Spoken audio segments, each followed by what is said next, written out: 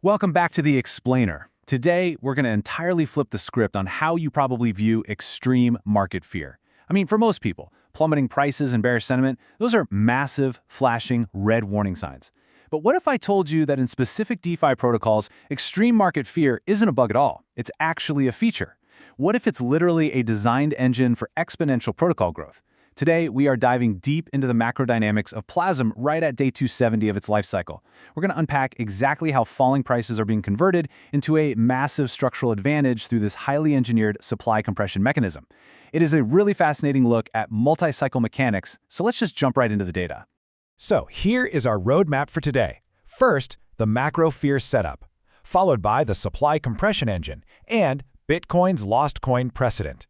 After that, we'll hit exponential yield reinvestment, the 77-day reset valve, and we'll wrap up with fear as macro leverage. All right, let's get right into section 1, the macro fear setup. We need to anchor ourselves in exactly where this protocol stands in the broader timeline. 13. Just think about that number for a second. That is the current fear and greed index score across the broader crypto market right now. It signals a state of extreme fear. And yeah, to a casual observer, an index of 13 sounds frankly terrifying, right? It represents this macro bottom where sentiment has just completely washed out. But as we move through this explainer, we're going to see how this incredibly pessimistic, gloomy environment is actually the exact precise condition that this protocol's mechanics were built to exploit. This timeline perfectly illustrates our exact position. The protocol operates on these really distinct 77-day cycles, and right now we've hit day 270. So that means we've completed exactly 3.5 cycles since Genesis. We find ourselves deep in the fear phase of the current macro cycle. Now, the protocol is designed to navigate roughly 17 of these potential cycles, so sitting here at cycle 3.5, it's mature enough to generate some really substantial data, yet it's squarely in the middle of a major market downturn. So, the crucial question is, what is actually happening under the hood during this downturn? Let's move to section 2, the supply compression engine, and break down these daily mechanics. Okay, out of a total supply of 15.78 million tokens, an absolutely astonishing 4.74 million tokens have already been permanently burned, gone forever. That is exactly 23% of the entire supply. Meanwhile, only 59% remains liquid, with the rest locked up in liquidity pools or staked. What you are seeing here is deliberate, engineered scarcity happening in real time. Almost a quarter of the total supply systematically removed from circulation by day 270. And here is the aha moment. This is how that burn actually happens. Every single day, the protocol generates roughly $329.30 in yield. Now, this yield generation is static. It is completely independent of the token's market price. About 65% of that daily yield is automatically routed straight to a function called buy and burn. And this is where that extreme fear we talked about becomes a massive lever. Because the daily dollar amount of the yield stays constant, lower token prices mean that yield buys and burns a significantly larger number of tokens.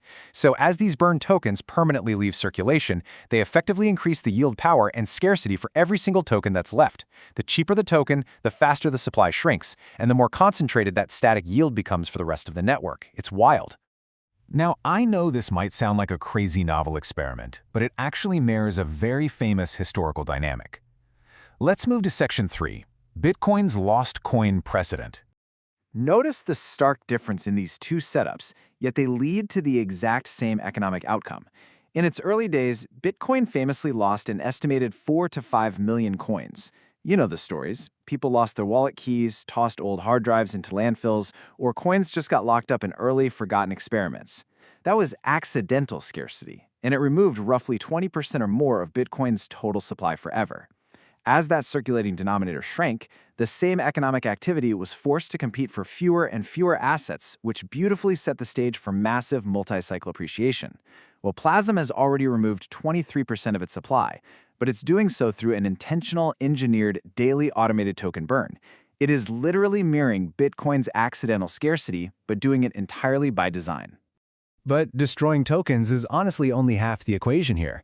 Let's jump to section 4, exponential yield reinvestment, where things get really interesting. Take a look at this number, 2.86. Remember that daily yield of roughly $329 we just discussed? About 20% of it goes to a function called buy and grow. Right now, that function is leveraging its yield to print 2.86 brand new bonds every single day.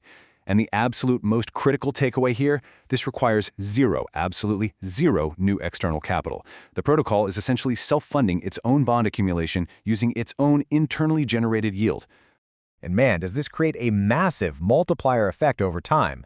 Printing 2.86 bonds a day means over just a single 77-day cycle, you accumulate about 220 bonus bonds purely from compounding. But because we are currently at day 270, 3.5 cycles deep, that compounding effect has already built a massive stockpile of roughly 770 bonus bonds, again with zero new capital influx. This right here is the very definition of exponential leverage, a shrinking token supply paired directly with an explosively compounding pile of yield-generating bonds. Now, any focused learner is naturally going to ask, okay, what are the risks? How does this not just collapse like those protocols from the last cycle? Great question. Let's hit Section 5, the 77-day reset valve. This 77-day reset valve is arguably the single most important safety mechanism in the entire architecture. And it is exactly what it sounds like. Every 77 days, stakers are given complete agency. They have a choice.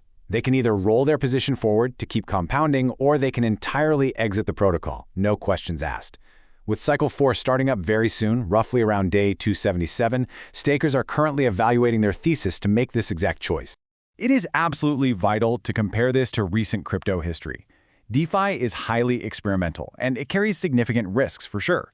In past bear markets, perpetual protocols, think Celsius or Luna, collapsed largely because they trapped capital in these indefinite lockups. That led to catastrophic death spirals the second liquidity dried up. But the 77-day cycle design acts as a built-in release valve against those macro regime shifts. By preventing forced indefinite lockups, it ensures the protocol doesn't just suffocate under the weight of trapped capital during an extended bear market. It's a purely structural, objective defense mechanism. Okay, let's bring all these puzzle pieces together. Section 6, fear as macro leverage. Let's synthesize all of this. We all know crypto moves in massive cycles, right? Bull, peak, fear, bottom, recovery. Back in 2014, an 85% drawdown ultimately led to a 100x recovery by 2017. In 2018, a 90% drawdown led to another 100x plus recovery by 2021. Even looking at Titan X in 2022, which remember PLAZM is an ideological upgrade of, a 95% drawdown was followed by 10 to 50x multi-cycle recoveries. History consistently tells us that extreme fear and deep drawdowns are exactly the environments where capital becomes the most efficient. They are the prime conditions that precede massive recoveries. Looking at the immediate road ahead, the outlook for continued supply compression is just incredibly clear. The 80-day release radar is totally flat. That means there are no surprise dilution events or major supply cliffs on the horizon. And because the yield funding the burn is independent of the token price, this rapid compression rate is mathematically sustainable for at least another 6 months. In that time frame alone, it's projected that an additional 60,000 tokens will be systematically burned. The engine just keeps running, absolutely uninterrupted. So the crucial takeaway from this entire explainer really comes down to one core paradigm. Fear leads to compression. Compression fuels reinvestment, and reinvestment prepares for recovery. This is the big paradigm reversal we promised at the start. Extreme fear is a macro trough, yes, but because of this specific design, fear drives down prices, which causes the static daily yield to buy and burn exponentially more tokens, severely compressing the supply. And simultaneously, that yield reinvests into bonds, compounding daily. It uses the fear regime to optimally prepare its underlying math for the inevitable macro recovery. Which leaves us with this final provocative thought. We've just spent this explainer detailing how an extreme fear index of 13 actually acts as literal rocket fuel for the protocol's supply compression and bond compounding. It leverages low prices to burn 23% of the supply and amass hundreds of bonus bonds. So the big question you need to ask yourself is this. If the compression engine accelerates this aggressively during extreme fear, what happens to the math when the macro cycle finally shifts back to greed? Think about that shrinking denominator and keep studying the data. Thanks for joining me for this explainer, and we'll catch you next time.